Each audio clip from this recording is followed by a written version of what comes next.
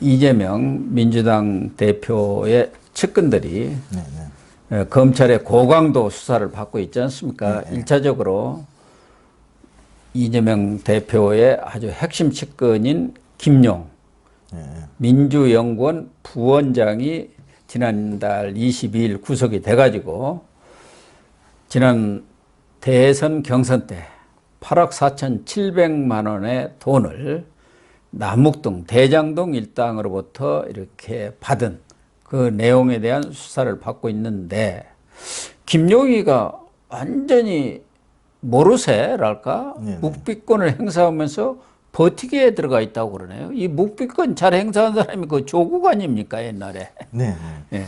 주로 이제 운동권 출신이나 뭐 이런 쪽에 이제 체포되거나 뭐 무조건 재판하고 조사받고 이럴 때 묵비권 막 하고 이러는데 지금 보니까 이 김용 이 민주연구원 부원장은 이게 뭐 복심이라고 그래서 그런지 완전히 입 다물고 지금 묵비권 행사하면서 진술 자체를 완강하게 거부하고 지금 있습니다. 그러니까 본인은 돈을 안 받았다고 지금 주장하니까 검찰에서는 당신 돈 받았고 그거 어디다 썼느냐 하니까 안 받았는데 무슨 돈 얘기를 하느냐 지금 그런 거 아니겠습니까? 그리고 1억 원 또 돌려줬다고 이렇게 보도가 나왔잖아요. 그 부분도 물으니까 아니 안 받았는데 무슨 1억 원을 돌려줍니까? 이런 식으로 묵비권을 행사를 하고 있는 모양이에요. 그러나 검찰도 그동안 뭐 여러 보도를 통해서도 나름대로 확실한 물증을 확보를 한 것 같아요. 그러니까 묵비권 행사하는데 그거 자꾸 물어도 안 되니까 그거는 이제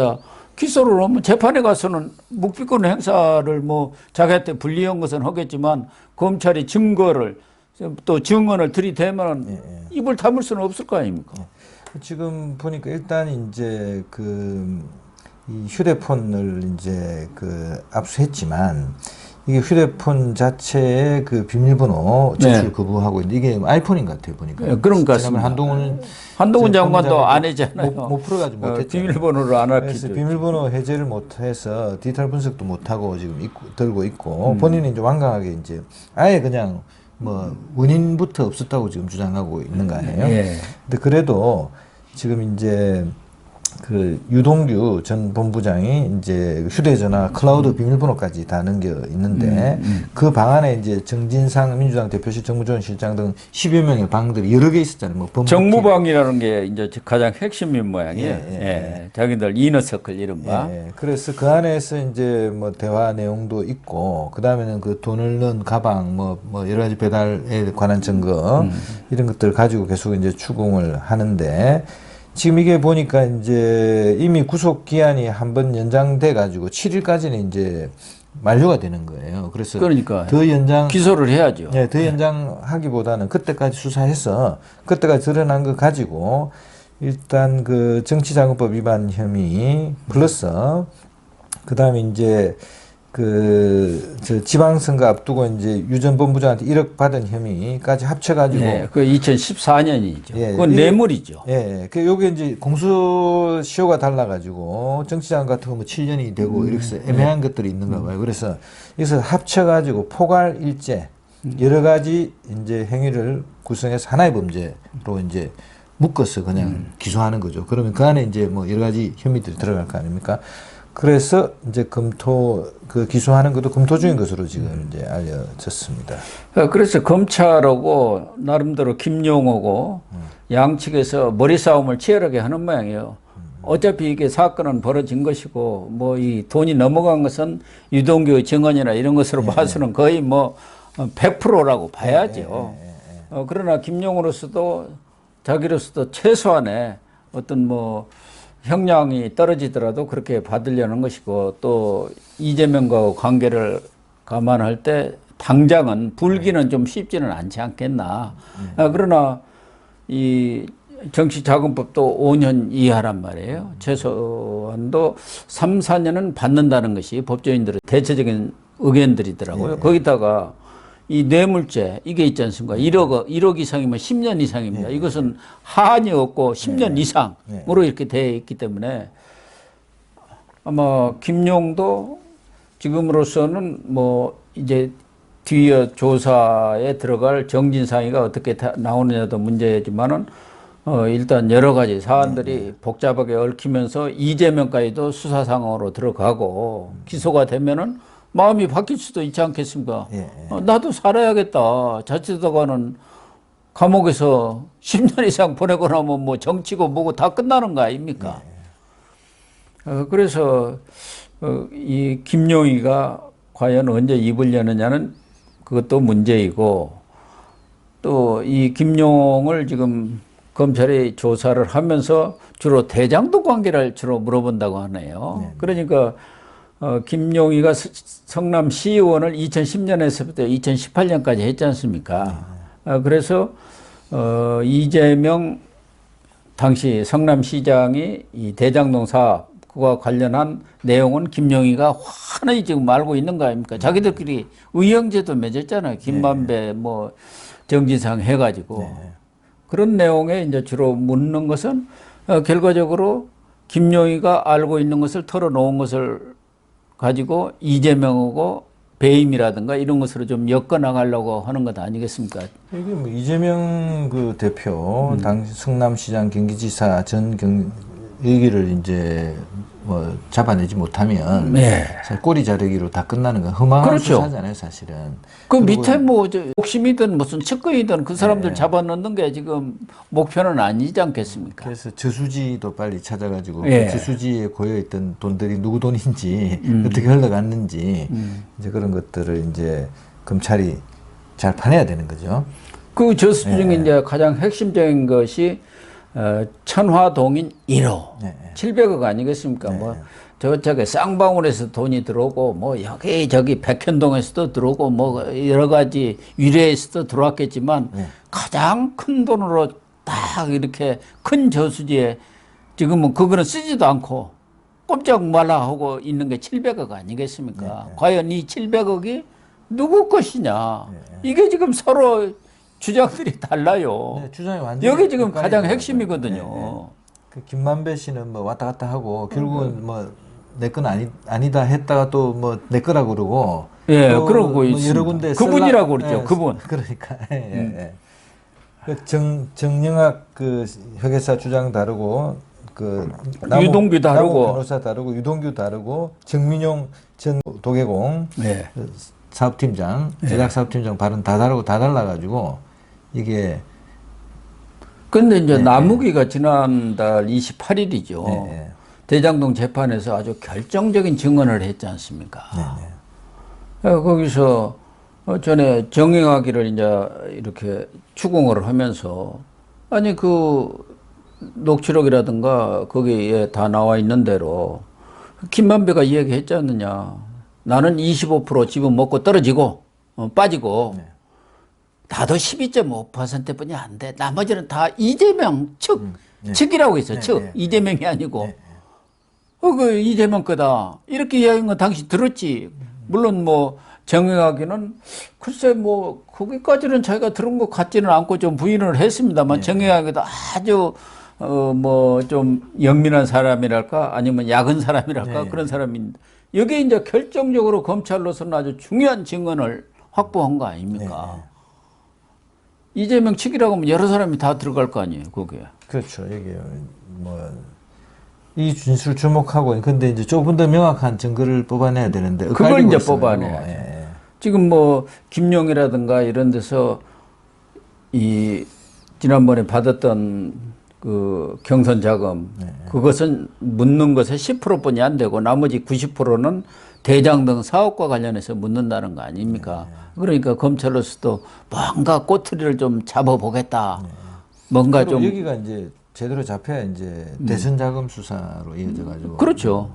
그 나라 전체에 사실 기반을 바로 잡는 수사가 되니까 그러니까 지금 이재명과 관련한 수사를 여러 갈래에서 하고 있지만 결정적으로 뭐 이번 대장동 수사뿐만 아니라 백현동이든 또 변호사비 대납 사건이든 쌍방울이든 그게 결정적으로 돈이 이재명으로부터 흘러갔다. 이 증거를 확보해야 하거든요. 그래야 이재명도 꼼짝을 못 하는 거 아닙니까? 누가 보더라도 그거 확실하다. 뭐 계좌 추적을 했든 뭐를 했든 간에 그것이 확실하게 물증이 나와야 하는데 스모킹 건이 지금 그게 확보가 지금 검찰에서 안 된 것 아닙니까?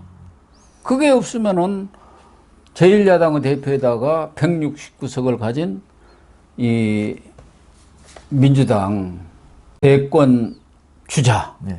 주자였고 또 주자로 예상되는 사람을 섣불리 이렇게 소환이라든가 기소하기는 어렵지 않습니까? 하여튼 뭐 치열한 하여튼 이 싸움이 계속 전개될 것 같고요. 이재명은 또 여러 가지 요리조리 하면서 뭐 협조하는 척하고 뭐 또는 아닌 척하면서 또 계속 버티고 뭐 꼬리 자르기도 최대한 시도할 거고 이제 그럴 것 같습니다. 그런데 네. 이제 여기저기서 뭐 아무래도 이재명도 자기 측근들을 또 후원자들을 동원해서 이걸 막아야 하니까 그래서 그런지 정동영 지금 상임 고문이죠. 네. 사실은 이재명이가 정동영 계였습니다. 정동영이 대권 후보 때 그 밑에서 그 비서실 차장을 했어요. 정동영이가 지금 민간 독재다. 군사 독재가 아니고 민간 독재고 여기에 우리 민주 세력들이 아주 대동단결해서 흐트러지지 말고 단일 대우를 형성해 가지고 싸워야 한다. 이렇게 또 목소리를 높이고 느닷없이 나왔네요. 큰 흐름에서 볼 때 윤 대통령뿐만이 아니고 이 검찰 시스템이 일단은 최대한 이 시스템적으로 가동해 가지고 이재명의 문제는 계속 파헤칠 것 같습니다. 그리고 이게 지금까지 나온 것만 해도 쉽진 않아요. 이재명 빠져나가는 게. 그래서 계속 은밀한 수사가 이제 진행되겠죠. 되는데 이재명이라는 사람이 워낙 개념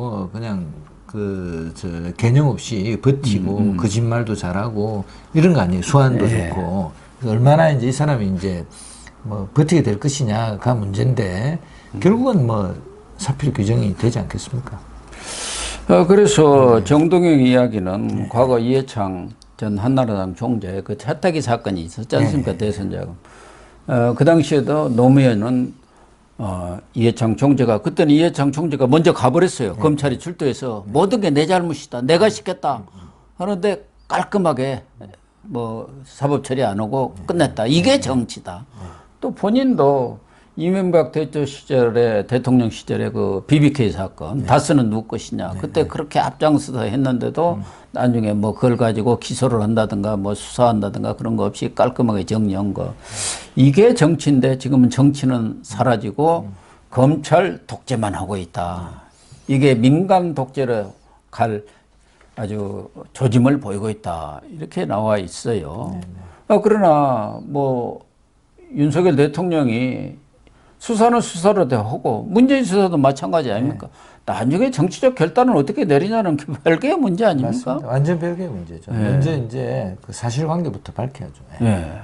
오늘 또 어느 신문인가 과거 노무현 대통령의 그 유명한 논두렁 시계 사건도 있었습니다만은 부인 권양숙 여사가 박연차보다 미국 뉴욕에서 애들 그 집어들려면은 뭐 10만 달러인가 뭐 100만 달러인가 필요하다 하니까 노무현도 거기에 고개를 끄덕끄덕 했다 뭐 이런 그래 다 진실은 밝혀지게 되어 있습니다. 진실은. 그때는 노무현 대통령이 전혀 그 관계에 대해서 모르는 걸로 그렇게 되어 있었지 않습니까? 그런데 그런 사실이 권양숙 여사가 했다는 걸 알고 그렇게 충격을 받고 해가지고 결국은 극단적인 선택으로까지 간 걸로 이렇게 미화가 되어 있는데 오늘 제가 어떤 언론 보도를 얼핏 보니까 그거에서 내가 시간이 없어 다 읽어보지는 못했습니다만 제목만 보고 말았는데 노무현 대통령도 그 얘기 그 만찬하면서 그 얘기를 권양숙 여사가 하는 걸 들었다는 거 아닙니까? 그리고 고개 끄덕끄덕 아무 말 안 했다는 것은 묵시적으로 동의한다 그 얘기 아닙니까? 이제 사실관계를 덮어버리면 그게 이제 적반하장이 될 수도 있고 잘못해놓고 큰 소리 칠 수도 있고 이렇기 때문에 먼저 이제 사실관계를 밝히고 그렇죠. 밝혀야죠. 이제 처벌을 하되 대통령이 얼마든지 이제 뭐 사면권도 있고 여러 가지 있잖아요. 지금 뭐 수사하는 걸 대통령이 수사하지 마라 이렇게 하면 그것도 이제 위법이에요. 그래서 일단 하고 그다음 정치적인 판단은 우리가 뭐 언제까지 그 전직 대통령들을 감옥에 보낼 것이냐. 예를 들면 그런 정치적 문제에 따라서 결단할 수 있는 거죠. 그래서 사면을 할 수도 있고 여러 가지 할 수 있는데 그건 별개고 일단은 지금 이재명이란 이 정치인은 너무나 많은 사실 드러나는 것만 해도 너무나 많은 너무 많죠. 문제점이 있잖아요. 그래서 오히려 이런 정치인이 이렇게 큰 성장하지 못하게 하는 시스템을 만들어야 될 것 같아요.